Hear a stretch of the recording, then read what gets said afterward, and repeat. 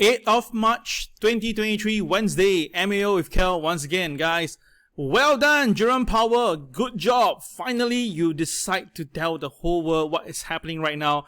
The problem, the debt ceiling, the interest rate, the inflation. Wow, it was an incredible 2-hour session that he has with the Congress testimony. And I tell you this, really straight face, no nonsense, excellent. All right. But of course, by saying all this, that means that he is pricking the balloon and things may get even crazier. And it's something that I warned you guys since the start of last 2 weeks ago. Okay?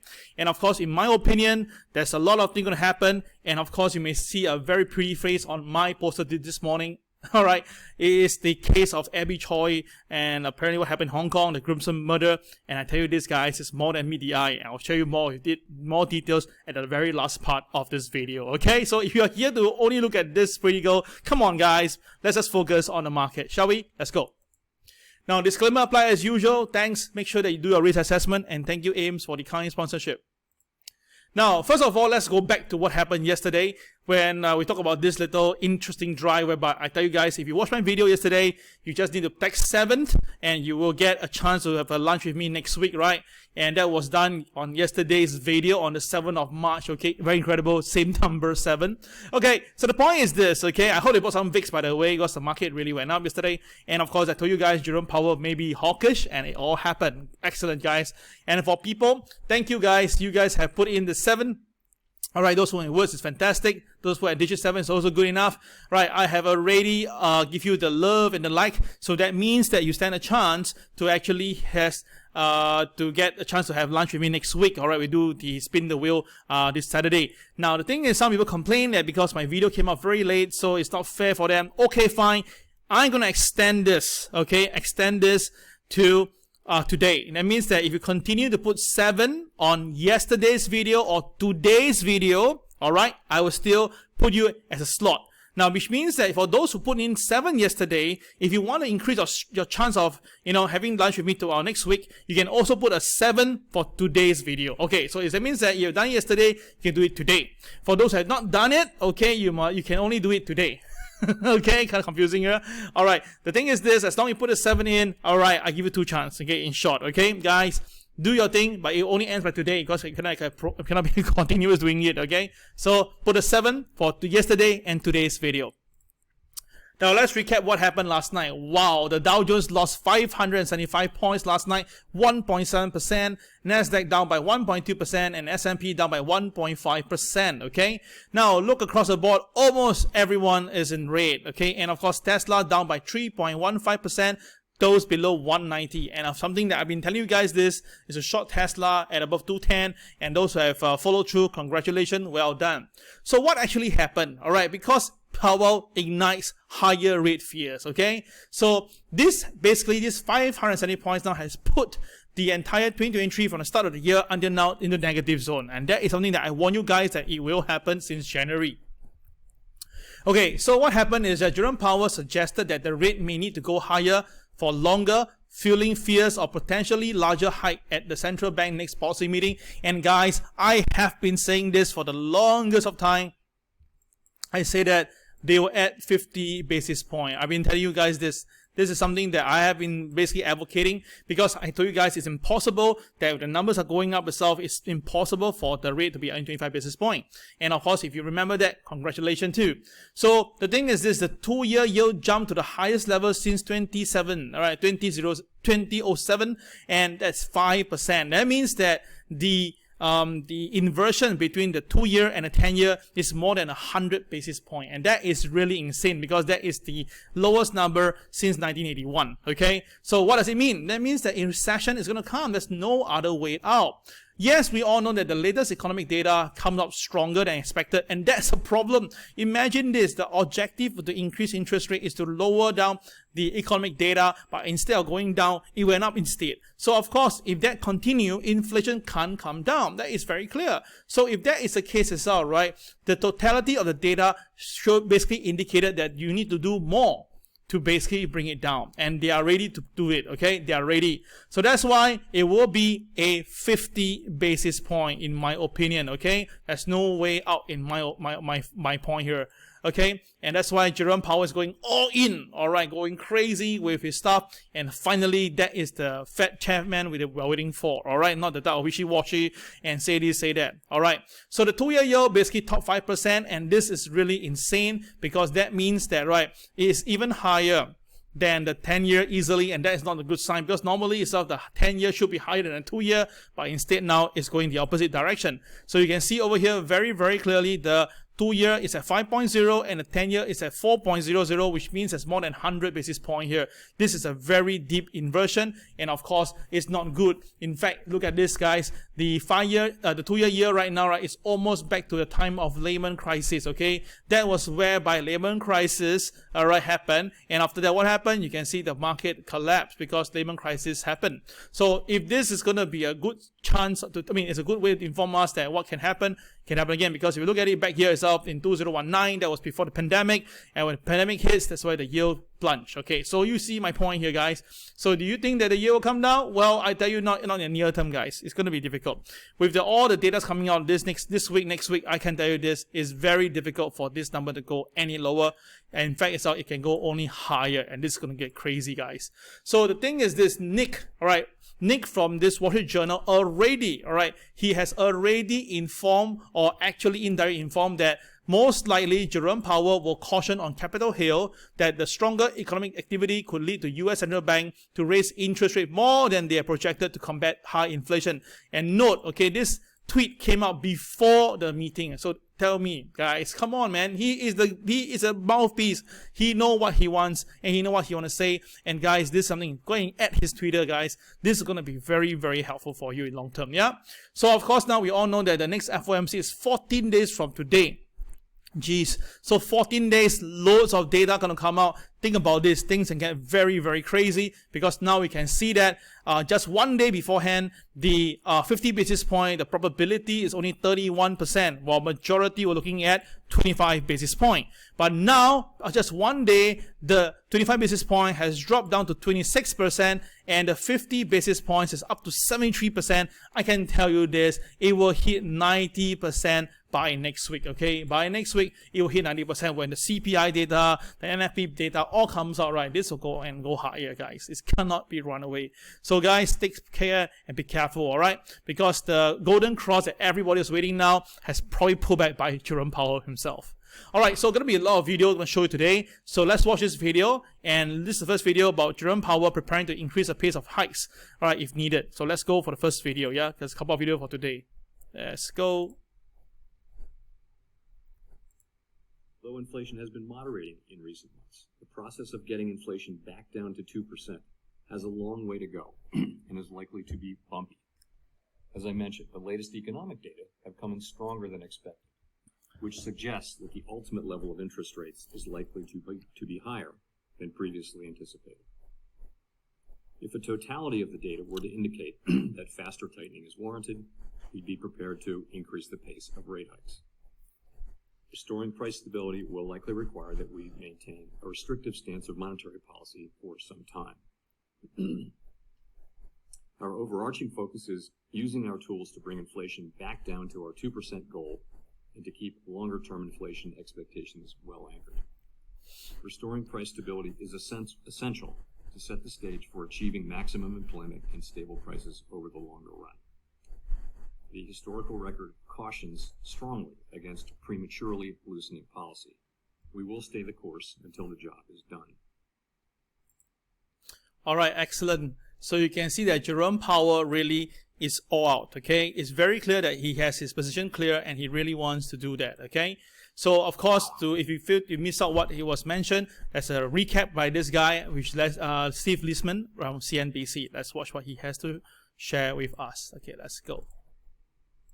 Jay Powell in testimony before Congress will suggest that rates could go higher, get there faster, and stay there longer than anticipated. He says it is likely that they will go higher than anticipated if data indicate the Fed is prepared to increase the pace of rate hikes. He also says restoring price stability will require a restrictive policy stance for some time. The historical record, Powell warns against prematurely loosening policy. Quote, we will stay the course until the job is done. Goes on to say the decisions will be made meeting by meeting. and the full effects of tightening have yet to be felt in the economy. He talks about the recent data where he says the January data partly reversed the softening trends they'd seen late last year. This likely reflects, he said, unseasonably warm weather, but he suggests that even if you take out the warm weather, it still suggests inflation is running higher than expected. On inflation, Powell says the process of reducing it has a long way to go and is likely to be bumpy. More on inflation, he says it's moderated somewhat, but still well above target. He expects housing inflation to decline in the year ahead, but there's little sign of disinflation in the area that he continues to point out, which is core services ex housing.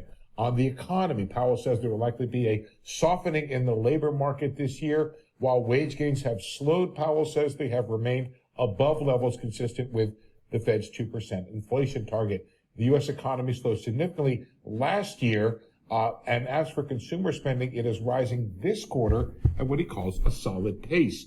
There's been some recent indicators that point to subdued growth in spending and production, but overall, he says, the labor market remains extremely tight. So there it is, guys, the possibility of a higher rate, the possibility of getting there faster, and the idea of staying there for a long time. Back to you. So you hear staying for a long time. That's the point, guys. That is the one that drive it home, and that freaked the market out. The market doesn't want that instead. So the thing is that as he goes further, it's all right. I caught there's 2 hours session, okay? So there's two things that caught my attention. The first thing is on crypto, all right? Apparently, right, this Jerome Powell talked about crypto, and I think you should really watch this because this is going to be very important for those crypto lovers. Yeah, let's watch this one. Okay, let's go. Crypto. So I'd ask you about the risk posed by crypto assets, stablecoin, the Fed, and other regulated possibilities. How's the Fed evaluating the risks of crypto-related activities by your supervised institutions? So this is something we've been quite active in this area, and I'll say that we believe that innovation is very important over time to the economy. We don't want to stifle innovation. We don't want regulation to stifle innovation in a way that just favors incumbents and that kind of thing. But like everyone else, we're watching what's been happening in the crypto space. And, what we see is, quite a lot of turmoil. We see fraud. We see a lack of transparency. We see run risk, lots and lots of things like that. And so what we've been doing is making sure that the regulated financial institutions that we supervise and regulate are careful, are taking great care in the ways that they engage with the whole crypto space, and that they give us prior notice. And we've issued, along with the FDIC and the OCC, a number of issuances of notices to that effect. Thank you. All right. So the thing is this, as you can see, that the Fed is actually looking at this very closely. And if you ask me, if time goes by and more companies get into trouble because they've been borrowing money to basically finance some crypto expenses or portfolio, then the problem is if the cryptocurrency space has to go lower. Why are we doing this? Okay, just be a moment. Right, sorry for the technical problem. But the thing is this, if this is to continue and then cryptocurrency has to go down further because of that, then the problem is that the cost for this company who borrowed money will be even higher, times by the interest rate that's going up. This can get very, very ugly, and that is my big concern right now. So you look at the cryptocurrency like Bitcoin, the main gist of it. Now, Bitcoin yesterday didn't really move much, okay? It came off a little bit, it didn't move much, but I didn't like this movement here because why? It came with a high volume, and normally in chart, you do have selling with high volume, right? It either means that the market trying to do we call it as a form of like dumped to pump up later on. But if you look at it right now, for the last few days, the market still couldn't find any strength to go up. So I don't give you this, guys. If the market cannot go above 23,000 within the next 6 days, okay, that means in the next 6 days, if the market doesn't go above 23,000, it doesn't go above, then there is a chance that the market can break down and comes down to 20,650. Okay, that means that if the market cannot recover above 23,000 by the next 6 days, then by mathematics and charting experience, it tells me that Bitcoin can come down to 20,650, okay? And of course, at the same time, right, we all know that this Elon Musk says that, he's used to like crypto, but now he like AI. Let's just face it, guys. 2 years ago, when Elon Musk said about he loved crypto, blah, blah, blah, blah, blah, like Dogecoin, look at it now. The share, the coin is less than 10 cents right now. It's really horrendous. And of course, Bitcoin now is at 20,000. I mean, it was at 60,000 and 70,000 when he said he likes it. And now where is it now? So sometime in life, right, you know, not against anybody else, do your own risk assessment, do your counting of numbers and stuff like that. And of course, if these guys who say they are positive and stuff, just make sure that they follow through. If they say it's a buy but the market goes down instead, you better sell, okay? But if they say buy and the price going up, okay, you can follow through. That's my point. Pretty simple, right? Okay, yeah? Alright, next video whereby he actually testify again on with the Senate. And interestingly, when you ask this question and stuff, right, it got me thinking that's why I tell you this. Federal Reserve has no qualms, no liking for US itself. They're just on their own. Okay, watch this.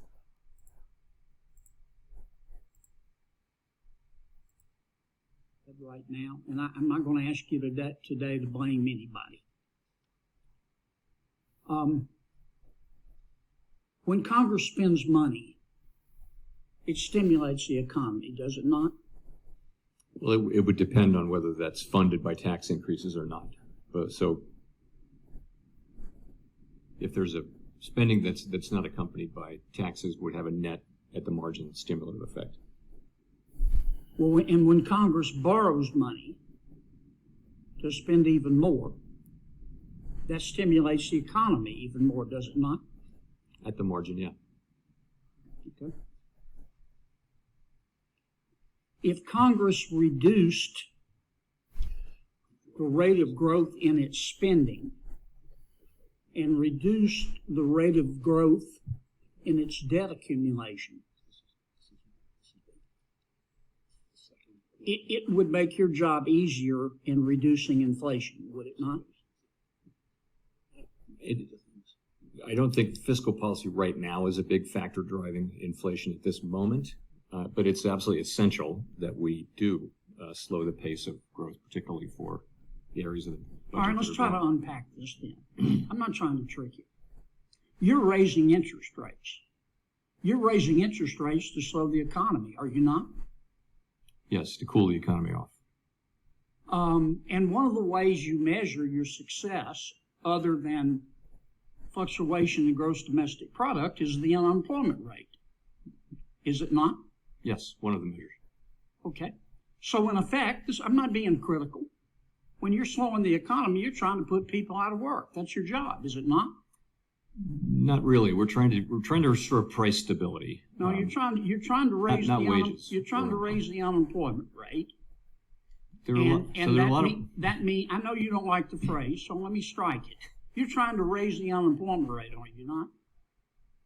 No, we're not trying to raise it. We're trying to realign supply and demand, which could happen through a bunch of channels, like, for example, just job openings. All right, let me put it another way, okay? The Economist did a wonderful study. They looked at 10 disinflationary. All right, this is going to be a long video. So my point is this. He is basically asking, Mr. Kennedy is asking about Jerome Powell about what he's going to do. And if by doing interest rate hiking, that means unemployment will shoot up, right? And that is not going to be helpful to any part of the two party, whether it's Republicans or Democrats. But you must understand, guys, this is nothing to do with Federal Reserve. Federal Reserve job is not going to be involved in making sure the country do well or not. Their job is to balance, okay? It's a balance. So it is really back to this politician to go and do their job while ascertaining the current situation. But of course, again, remember this. End of the day, this testimony thingy, this Senate Banking Committee, everything is outright. It's just a show, guys. It doesn't have any relevance because at the end of the day, Jerome Powell and his team will do whatever they need to do. They don't care. They don't bother. So anyway, my point is this. It's pretty clear that if Jerome Powell increase interest rate, undeniable, we're going to see the, we're going to have this unemployment going up, okay? Interest rate goes up, unemployment will definitely go up. That one cannot be run away. And it's just something that we just need to be clear with it regardless, all right? And this is the last video. Don't worry. This is very interesting. Watch this. Senator Lawrence. Thank you very much, Madam Chairman, and welcome, Chairman Powell. When you're setting these rates and making these decisions and seeking that 2% magic number, are you considering the cost of borrowing for the United States, knowing that Congress has over borrowed and that we have overspent and that the national debt is at now at least 97% of GDP, and that we're going to face challenges of our own making. This is not about what the Fed has done. This is what about the Congress has done that you have to factor in to your decisions. Do you think about the costs of borrowing for the United States itself? No, we do not, and we're not going to. In other words, that would be fiscal dominance. If we were, constrained in our monetary policy by the budgetary situation of the United States, and we're not. We're clearly not. The path we're on is not sustainable, but the level of debt that we have is not unsustainable. Is sustainable. Put it that way. All right, pretty cool, right? Definitely strike it in, guys. So that's why they know that, some people really realize that there is nothing to do with the Federal Reserve. Their job is just to do what they're supposed to do. And they really expect it's their own doing that causes it. And that's the reason why I am very, very positive or confident that Jerome Powell team will continue to raise interest rate, okay? And this will continue to 6%, okay? And then after that as well, we have a long time at 6%, unless there's something terrible happen, a black swan, or something really bad, maybe companies collapsing and stuff like that, then maybe you will have the White House coming in again and say, you know what, let's don't care this shit anymore. Let inflation go overdrive, but let's bring the interest rate down immediately. Things like that. Okay, guys, so this is the entire wrap-up of Jerome Powell, this meeting. And of course, now we need to focus on this week. All right, now he has testified. So today, not much data, but later on, we have the ADP at about 9:15 Singapore time, and the ADP figure shows that the last time it was 106 and looking at a much higher 200,000. Well, this is interesting because if you look back down, you can see that non-farm payroll was surprisingly high, 517 the last time, so they revised it down to 203. So not too sure what's happening here, but regardless, okay, anything that is high number, the market doesn't like it. That means that people are still being employed. That's something that you must understand. It's a bit funny. It's a paradox here, but it has to be done. And of course, the initial jobless claim tomorrow is expected to be higher too. And that is a good sign if it goes high, because it means that people are losing their job, right? But again, if this number go lower, oh gosh. So overall, in my opinion, the only thing I'm quite confident is that I think the interest rate, the unemployment rate will go up a bit. Okay, I think it'll go up to 3.5%. Okay, because if you look back again, since December, there's a lot of layoffs. So by right, I told you guys by February and March, we get to see this happening. The numbers will have to kick in. And that's why I believe the unemployment data will go to 3.5, even 3.6%. And of course, if you look at the non-farm payroll figures, it actually shot up that time. I tell you, this is really very, in my opinion, very orchestrated. So it will bring down again back to normality. Like that's how I see it. Okay, hope you understand my point here. Okay, all right. So let's look at the technical side of the Dow Jones right now. The Dow Jones is incredible. We take the lowest point here. The lowest point here and the highest point right here, and we do a Fibonacci. It's incredible. The 0.236 is 32,611. Do note this is a cash market, yeah? This has become a very interesting base. Look at it. The moment it came down, that was where it stopped, and it rebounded from there, and then it came down again, supported before losing it. And when it lost it itself, right, it's incredible. It came down to the next number. That is the 38.2 or 29,858, okay? And that is where the market itself stopped there brilliantly, all right? Really incredible. Look at the RSI. Look at the bottoming. It's incredible stuff. Then after that, look at it. The market just stay above it, 32,611. So it's pretty clear, guys. Now where we are now is 32,856. We are just 200 points away from the very critical support level. So if the market is to rebound, it will rebound at 32,611. That's for the spot market. If the market breaks 32,611, then I'm so sorry, guys. We may see 29,858 in about 2 to 3 weeks time. Okay, guys, this is very, very important information. I think you should seriously take a copy of this, because this is going to be so powerful and it's so important. You don't want to miss it, okay? This is really be crazy numbers. Next one, it will be the NASDAQ.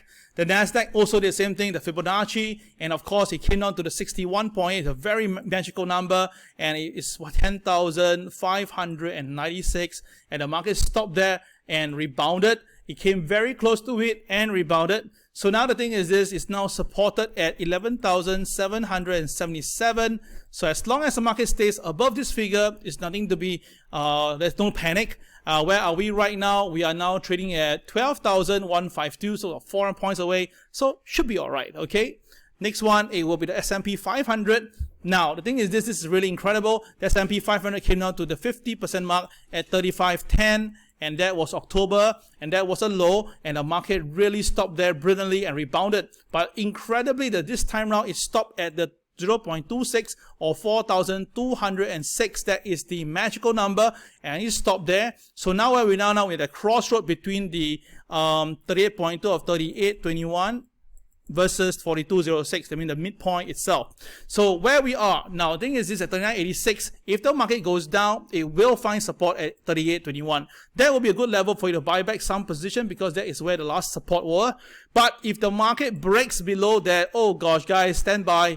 3510 will be next, and based on the RSI, and the next time it goes to the RSI at oversold region, it seems that there's still some room for it to go down. Yeah, so traders, be very, very careful. All these numbers are going to come up. Okay, now of course if you stay under so long and we're still waiting, so when I'm going to talk about this Abby Choi thing, right? Okay, coming up. Alright, the thing is this murder case had happened in Hong Kong just 2 weeks ago. And of course, I mean, basically for me, I do cover a lot of stuff. This should be one of my things I'll cover. But when I was looking through and watching the case itself, right, and what the media has initially sent out, I can't buy it. I think there's something all wrong throughout the whole thing. So I decided to just wait for a while and let's go and take a look and see. And then today we saw the 7th suspect linked to the Hong Kong socialite Abby Choi came out, okay? And this is interesting because, right, apparently now, right, this lady, it's a lady, yeah, the 7th suspect is a lady. She's 29-year-old this year. She's been brought back from this China. Yes, she's from China. She brought back, and now is assisting the Hong Kong police to do further investigation. Okay, now this lady, because she's still a suspect, right, I don't think it's fair to show her real face, but of course I got it out from other YouTuber, and pretty girl. Well, all I can say is this, that's more than meets the eye. The whole thing itself can go very incredible because, right, a lot of ladies seem to be involved here, directly, indirectly, and of course the scariest part is this, right, if you look at this lady now, she's supposed to be like the mother of this ladies, but look at it, doesn't she look very identical to the mother-in-law? So all I can say is this, guys, I cannot go diverge further. All I can say is this case itself, right, it's going to lead to a lot of stuff, and it's just only a matter of time. The media will get closed down on this because what I'm watching and reading, this can go to a lot of money involvement and very high authority people, and why this thing gets too close, too hot, you can trust me on this, they will just come down and keep quiet, and that's the end of it, right? Think about this, that's how the financial market works also. Okay guys, hope you enjoy this part itself. Okay, alright guys, we'll go to the technical side. I'll see you again. Alright, this is Cal signing off for this video. Bye bye.